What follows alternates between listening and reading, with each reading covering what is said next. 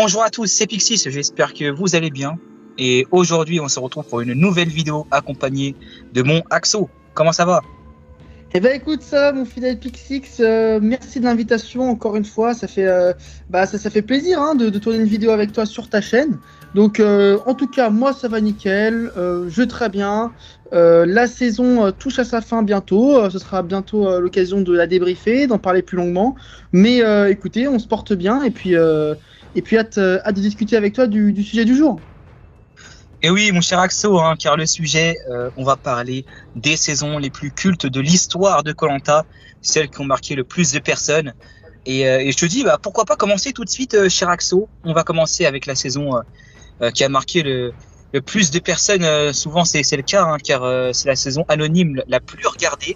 C'est koh Palawan. Et oui, Axo, dis-nous pourquoi koh Palawan, pour toi, c'est une saison assez culte, en fait. Alors, déjà, je ne vais pas parler d'expérience ni de vécu personnel, parce que tout simplement, à cette époque-là, moi, je devais avoir quoi, 4 ans, je suivais bien évidemment pas koh, mais moi, quand tu m'as parlé de ce sujet-là, quand tu me parlais de saisons cultes, forcément, c'est pas forcément voilà, les meilleures ou quoi, c'est vraiment celles qui ont marqué le grand public, on va dire, dans le temps, ou alors à l'instant présent. On va dire que koh, si on peut redéfinir un petit peu la chose, pour moi, koh est l'émission, on va dire, de télé-réalité, le jeu d'aventure en tout cas le plus connu en France, largement. Je pense que tout le monde connaît koh. Souvent, les gens emploieront, limite, c'est un peu comme devenu une expression. Par exemple, il y a des gens, voilà, qu'il va y avoir une araignée, ou on va être un peu dans une forêt, voilà, on va dire ah c'est koh ici ou quoi, des choses comme ça. Koh, c'est vraiment devenu quelque chose de cultissime. À peu près tout le monde a la référence sans avoir forcément vu. Mais quand on dit koh, n'importe qui imagine gens sur une île, conditions difficiles, épreuves. Et quand c'est un peu plus poussé, les gens pensent un petit peu à stratégie, trahison, etc. Mais au-delà de ça, nous, ce qu'on voulait voir, c'est précisément quels étaient les instants, vraiment les moments, les saisons en particulier, et donc par conséquent les candidats, qui avaient vraiment marqué la mémoire collective d'une certaine empreinte au fur et à mesure des années, ou même à l'instant présent, quand la diffusion était là, en gros, quand il y avait une énorme hype autour. Je pense que koh Palawan, peut-être que ça n'a pas marqué dans le temps. En même temps, on me dit, ça commence à remonter en 2007, ça fait 18 ans, quoi. Mais ça n'a peut-être pas marqué autant dans le temps que d'autres saisons. Mais en tout cas, à l'instant présent, d'après ce que je sais, d'après ce dont on m'a parlé, ouais, koh Palawan, c'était vraiment quelque chose. Pourquoi ? Donc déjà, comme tu as dit, Pixix, des audiences fantastiques. Koh était à son prime en termes d'audience, hein, quasiment prime. Ouais. On était à quoi, 7 millions en général, pour la finale, c'était presque 8 millions, 9 millions, je sais plus. C'était énorme. Ouais, tout le monde regardait koh. Alors c'était une époque où la télévision avait beaucoup plus d'importance dans les foyers. Hein, je vais pas commencer à faire un cours d'histoire, mais forcément avec l'avènement des réseaux sociaux, la télévision elle a un petit peu diminué en termes d'audience. Mais là, quand même, on était sur une très grosse part d'audience en plus. Et donc koh Palawan était extrêmement regardé. Donc forcément, plus c'est regardé, plus les gens sont au courant de la chose et plus le bouche à oreille fait son effet et plus les gens vont encore plus regarder après. Mais je pense que ce qui a marqué vraiment la population française en 2007, c'est la dualité Grégoire-Jade. Bon, c'est classique, c'est un fondement, un pilier limite de koh, cette rivalité. Mais là, on est quelque chose qui a beaucoup marqué les gens, parce qu'on avait d'un côté l'équipe majoritaire, la minoritaire, le gars, la fille, tous deux dans des styles assez différents, tous deux on va dire voilà, plutôt beau gosse, plutôt bien télévisuellement, il y avait vraiment un truc qui jouait, et là je pense que les gens sont pris d'affection pour l'un ou pour l'autre, et la rivalité dans son ensemble a beaucoup marqué. Ce qui me paraît étonnant, c'est que la rivalité n'a pas duré si longtemps que ça dans la saison, parce que Grégoire est un éliminé précoce. Enfin, il dure au milieu de la merge. Mais je pense que l'épisode qui a dû marquer les gens, c'était peut-être son retour. Où après, du coup, il perd sur les poteaux là, inversés, là, les koalas inversés et tout. Et je pense que c'est des genres d'épisodes fondements qui ont dû vraiment être hypés durant la semaine, etc. Et ça fait que dans les années qui ont suivi, Grégoire et Jade, c'était vraiment les candidats emblématiques de koh. C'est pas pour rien qu'ils sont revenus à peu près dès qu'ils ont pu. Et je pense que la victoire de Grégoire a aussi, alors Choc des héros, je sais pas trop comment ça a été perçu à l'époque, mais a aussi pu affirmer le caractère légendaire du personnage. Donc voilà, après dans le reste de la saison, Je pense aussi que quand t'as Palawan une saison avec les candidats les plus attachants qui puissent exister, tu as très bien parlé avec Patrick dans ta vidéo sur les stratèges. Donc là aussi, il n'y a pas que Grégoire et Joad qui ont joué, beaucoup d'autres candidats ont apprécié, les gens les ont appréciés. Et en fait, je trouve que c'est assez symptomatique d'une vidéo sur laquelle je suis tombé sur YouTube il y a quelques années. La vidéo a été supprimée depuis, mais d'un mec qui disait que sont devenus les candidats de Koh-Lanta Palawan maintenant. Et donc il montrait des photos à peu près actuelles de chaque candidat de Koh-Lanta Palawan. Et le mec, ça se voyait quand il parlait que voilà, c'est pas non plus un jeune, tu vois. Et à mon avis, il a dû être lui aussi très marqué profondément par Koh-Lanta Palawan au point de se souvenir un petit peu des candidats, de vouloir savoir ce qu'ils sont devenus maintenant. Donc voilà, je pense que Koh-Lanta Palawan, ouais, grosse saison en termes de hype, d'audience. Voilà. Ouais, très bien résumé, Axo, franchement. Là, franchement, je crois que tu as tout dit, littéralement tout dit. Comme tu le dis, c'est un peu ce qu'on retrouve du coup des saisons les plus cultes, c'est que les gens, en général, pas que les fans de Koh-Lanta, s'en souviennent, avec le dernier exemple que tu as cité. Quoi. C'était... Les gens s'en souviennent, ouais. Mais justement, pour faire la transition sur la prochaine saison dont je voulais parler, peut-être que le truc qui manque à Palawan, qui fait qu'elle a peut-être pas perduré autant dans le temps que d'autres, au-delà de son ancienneté, c'est qu'elle a pas potentiellement ce moment culte, tu vois, Pixix, le moment culte dont justement on va parler avec Koh-Lanta, le retour des héros, qui pour moi est une saison là aussi absolument cultissime, principalement pour ce magnifique épisode 2. Mais oui, franchement, c'est peut-être l'épisode le plus connu de l'histoire de Koh-Lanta, avec la saison qui a fait le plus d'audience, toutes saisons confondues. On parlait de Palawan il y a quelques minutes, on parlait de la saison anonyme, on précise bien, qui a fait le plus d'audience. Là, on parle de la saison All-Star et de toutes les saisons confondues qui a fait le plus d'audience. C'est le retour des héros avec ce fameux, clairement, épisode 2 avec Moundir qui est éliminé au conseil surprise, où il hurle dans la forêt et voilà, avec tous corrompus, où il voulait se taper avec Philippe. C'était forcément ultra marquant. Et on va être honnête, c'est une saison qui a forcément marqué les fans de Koh-Lanta et les gens en général, du fait que c'était le premier retour. On voyait pour la première fois des candidats qui ont déjà fait une saison qui reviennent pour retenter leur chance, avec des Tony, avec des Jade dont tu parlais précédemment, avec Moundir même en 2003 il a marqué les gens. Là on parle du retour des héros au prime des audiences de Koh-Lanta, donc forcément c'est un mélange qui fait de Koh-Lanta le retour des héros une saison assez culte. Après, je pense que la finalité manque quand même, mis à part le moment assez culte avec Moundir. C'est vrai que, mis à part quelques duels dans les épreuves avec François David et Jade, le reste n'est pas forcément très marquant. Mais c'est vrai que voilà, le concept en lui-même, on est d'accord, Axo, joue pour cette saison. Ouais, tu as fait raison. En fait, les deux principales choses qui font que le retour des héros est aussi marquant et aussi est resté dans la mémoire collective, c'est que ce soit le premier All-Star, première fois qu'on voit les anciens aventuriers, comme tu l'as dit, et ce moment d'anthologie de complet avec Moundir. Mais en fait, je pense aussi ce qui a pu jouer, c'est que c'était une saison rapide, courte, et du coup, je crois qu'il y avait 6 semaines de diffusion à tout péter, un truc du genre. Vu que c'est des épisodes en deux, la double épisode. D'ailleurs, c'était vraiment stylé quand c'est ça. Donc, forcément, le truc, c'est. L'épisode 2, en fin de compte, il était le deuxième sur les 6, tu vois, 6 semaines de diffusion. Donc, ça fait que le truc, c'est pas essoufflé, tu vois. Ça s'est pas étiré sur tout un semestre, la moitié de l'année, donc ça s'est pas essoufflé.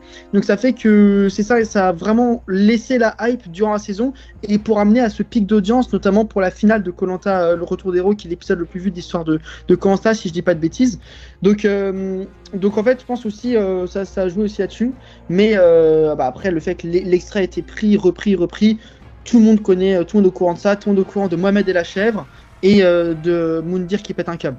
Donc ça aussi, l'effet extrait avec le début d'Internet, le début du concept de viralité, ça a beaucoup joué pour la popularité de cette saison qui, en plus, on peut se l'avouer, n'a pas une finalité des plus resplendissantes.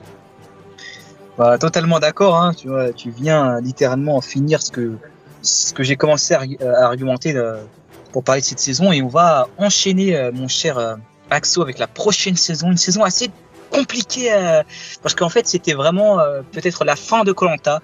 On était vraiment je dirais à la descente aux enfers du programme, du fait que on terminait littéralement l'épisode 2013 qui s'était clôturé avec la mort de Gérald Baban, et c'est forcément le retour de Koh-Lanta en 2014.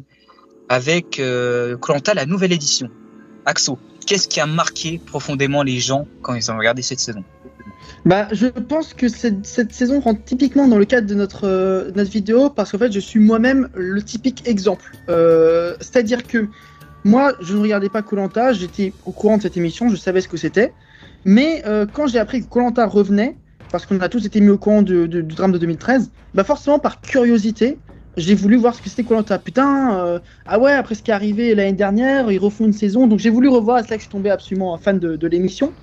Et du coup, il y a eu cet effet-là, peut-être, bah, c'est arrivé à moi, c'est arrivé à plein d'autres gens, je pense, que beaucoup de gens peut-être se sont, peut-être pas lancés dans koh, mais en tout cas ont recommencé à entendre parler de koh bien fortement à la suite à l'apparition de la nouvelle édition. Je pense que c'était quand même un bon plan pour koh de repartir sur un All-Star parce que ça permettait aux gens aux anciens fans de l'émission de retrouver un petit peu leur pied d'ancrage, tu vois, en n'étant pas trop perdus avec les candidats qu'ils connaissaient déjà, même si le casting est discutable. Mais je pense aussi ce qui a pas mal marqué, pareil, un All-Star très court, peu de semaines de diffusion, etc. Et moi, je me souviens très bien que j'étais en 6e quand ça passait. Et on parlait beaucoup de Martin et Laurent. Et beaucoup de gens appréciaient ces deux candidats. Et je pense que là aussi, même si en tant que fan de koh, on sait que le schéma de saison n'est pas forcément très optimal pour de la nouvelle édition, l'opposition ou l'amitié des deux anciens aventuriers de Rage en pâte avait vraiment marqué les gens et beaucoup soutenaient en fait ces aventuriers. Et le fait qu'ils soient allés jusqu'au bout a permis de marquer vraiment les esprits. Alors, je ne sais pas si niveau audience c'est excellentissime, je crois que c'est tout juste correct, mais principalement les deux finalistes, beaucoup de gens s'en souviennent encore. Et d'ailleurs, on sait que Laurent, c'est quand même devenu une personnalité publique, quoi, littéralement. Et Martin, c'est peut-être pas une personnalité publique, mais c'est un aventurier très reconnu parce qu'en fait, c'est une finale où vraiment tout le monde aimait les deux candidats, même si je pense qu'il y avait une petite préférence pour Laurent, etc. Justement, parce que il y a eu ce qui s'est passé, il a annoncé le cancer de sa mère, on sait, voilà. Mais voilà, c'est plusieurs facteurs qui ont fait que cette saison est quand même restée dans les esprits. Le facteur retour et le facteur finaliste apprécié, je pense. Mais t'as totalement raison, et même moi, je pense que c'est la saison dont j'entendais le plus parler, et c'est vraiment la saison qui m'a le plus marqué, même si moi j'ai pas commencé avec koh la nouvelle édition vraiment. Mais je dirais que c'est à partir de koh 2014, la nouvelle édition, que je regardais vraiment assidément koh tous les vendredis et tout, vraiment devenu un fan pur, quoi. Et voilà, c'est comme tu l'as dit, peut-être le meilleur retour qu'ils auraient pu faire après un tel drame en 2013, quoi. Du coup, forcément, ça rentre dans les saisons les plus cultes de l'histoire de koh. Je pense que cette hype s'est un peu perdurée pour les deux saisons suivantes et en fait sur le même principe, sur le même schéma, c'est-à-dire aventuriers vraiment qui font parler et qui font que tu as envie de regarder koh tous les vendredis pour voir ce qu'il devient. Pour moi, c'est le cas un petit peu de Pascal en 2016. Qu'on l'aime ou qu'on le déteste, il a tellement marqué les gens que forcément la saison a aussi est restée dans les esprits, même si c'est plus le candidat de Pascal qui est resté dans les esprits. Pareil pour 2015 avec koh Johor. Donc je pense que cette hype, ce renouveau de koh nouvelle édition a réussi à s'étirer sur les deux saisons suivantes, ce qui n'a pas forcément été le cas pour d'autres saisons, on va peut-être en reparler, mais du coup ça a été du positif même pour ce qui s'en est suivi en fait. Mais c'est tellement vrai en fait, et surtout que voilà, tu te dis que c'était après un tel drame, on arrive quand même à voir quand même de la qualité comme ça au niveau pure saison. Ça faisait vraiment plaisir au programme de renaître, littéralement renaître après un tel drame, je le répète, mais du coup voilà, on va enchaîner ensuite avec du coup une saison très culte et pourtant très différente des précédentes dont on a parlé, c'est koh Cambodge. Du coup la première saison de Alexia Larouche-Joubert dont on parle, et voilà, on peut être honnête, le démarrage était catastrophique avec koh l'île au trésor, selon moi, même si ça avait plutôt bien marché niveau audience, niveau personnalité. Voilà, on a remarqué que pour la deuxième saison, ils ont absolument pas fait la même erreur. Ils sont partis littéralement avec un twist opposé au premier, qui était l'anneau d'or et qui était littéralement le pire twist de koh. Ils sont partis dans le plus facile, c'est-à-dire 3 équipes, les rouges, les jaunes et les bleus, et avec un casting de folie. Ça donne koh Cambodge. Et du coup, Axo, parle-nous des points positifs et des aspects de cette saison qui font de cette saison l'une des plus cultes de l'histoire de koh-lanta? Bah écoute Pixix, je pense que l'analyse va être un petit peu plus complexe pour cette saison-là, parce que je ne saurais comment l'expliquer, mais ça a été la saison voilà, dont j'ai le plus entendu parler, entre guillemets, dans la cour de récré. Tout le monde ne parlait que de koh-lanta Cambodge, tout le monde regardait cette saison, et je pense, là, quand j'ai des conversations avec des gens non initiés à koh-lanta, lorsque je leur annonce que je suis un petit peu fan, etc., et bah à chaque fois c'est « Oh, et tu te souviens de la fille là que personne n'aimait, qui s'appelle Clémentine? Oui, voilà, même elle a dit t'es bête et tout à quelqu'un. » J'ai fait « Oui, oui. » Et beaucoup de gens se souviennent de Yacine, beaucoup de gens se souviennent de Yves, beaucoup de gens se souviennent de Dylan. Et vraiment, cette saison a énormément marqué le grand public. Et pourtant, j'ai vu que niveau audience, c'était pas incroyable. Mais je sais pas pourquoi tout le monde regardait à mon époque. Alors, faut savoir que je suis né en 2003. Donc peut-être que la génération, en fait, je pense que ça a été le Palawan en fait en termes de ressenti. Alors peut-être qu'il y a peut-être pas aussi là des moments hyper cultes et tout, mais les gens se souviennent trop et en fait je pense que là c'est le fait que tout le monde regardait vraiment, tout le monde regardait koh-lanta et ça intéressait tout le monde et voilà et du coup ça fait qu'on a une saison hyper culte. Et essayez, vous, en tant que fan de koh-lanta, si vous le voulez, hein, bien sûr, de parler un petit peu de votre passion à des gens et essayer d'essayer de tirer un petit peu ce qu'ils en pensent. Et je pense que s'ils peuvent en dire quelques souvenirs, ils se souviendront forcément de koh-lanta Cambodge. Faites le test dans votre entourage, vous verrez que ça risque d'être la saison la plus évoquée. Et là aussi, je pense que c'est des personnalités qui ont joué, mais aussi une saison, ma foi, fort agréable. Hein. Donc voilà, bizarrement, personne ne se souvient du gagnant, hein, Frédéric, hein, mais en tout cas, ouais, je pense que koh-lanta Cambodge peut vraiment rentrer dans la case des saisons cultes. Mais après, c'est vrai que ça spawn un petit peu de nulle part. Je veux dire, on était dans une période, voilà, ça commençait à rentrer dans le creux, une nouvelle direction, et il n'y a plus ce phénomène-là jusqu'à la dernière saison dont on va reparler. Et encore là, c'est beaucoup plus explicable. Genre là, d'un coup, vraiment, koh-lanta Cambodge, ça a été la hype vraiment d'un coup. C'était du coup en 2017, en plus en janvier 2017, janvier-février 2017, donc c'était la première moitié de l'année. Je sais pas. Je crois que d'ailleurs que les saisons qui passent en première moitié de l'année, si je dis pas de bêtises, ont un meilleure audience en général que celle en deuxième moitié d'année. Mais bon, faudrait quand même vérifier, mais j'avais cru voir ça à un moment en comparant vite fait. Donc voilà, koh-lanta Cambodge en même temps c'est une excellente saison, donc tant mieux qu'elle ait autant de visibilité.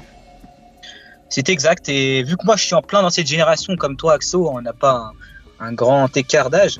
Voilà, moi aussi à l'école j'en entendais vraiment beaucoup parler de cette saison et c'était vraiment la saison du moment quoi. Et c'est vrai qu'on l'a bien vu avec la prochaine koh-lanta Fidji. Voilà, ça n'a pas du tout été le même succès au niveau audience et même au niveau voilà de ce que les gens ressentaient, de ce que les gens suivaient. Parce que koh-lanta Cambodge, je pense que le casting voilà, est quand même, je pense, un facteur de cette réussite, voilà, clairement. Et c'est vraiment une saison assez culte avec beaucoup de moments très marquants, avec le fameux T'es bête ou quoi, Yves avec sa pancarte et plein d'éliminations assez stylées. Dylan, les mocassins, machin, voilà. Ouais, Yacine, l'ambassadeur. Ça peut être un petit peu joué sur le début de la saison, le fait que les gens s'intéressent à cause de l'histoire des mocassins et tout, tu vois. Peut-être que ça a pu aussi attirer les gens après à regarder la saison, même s'il a dégagé.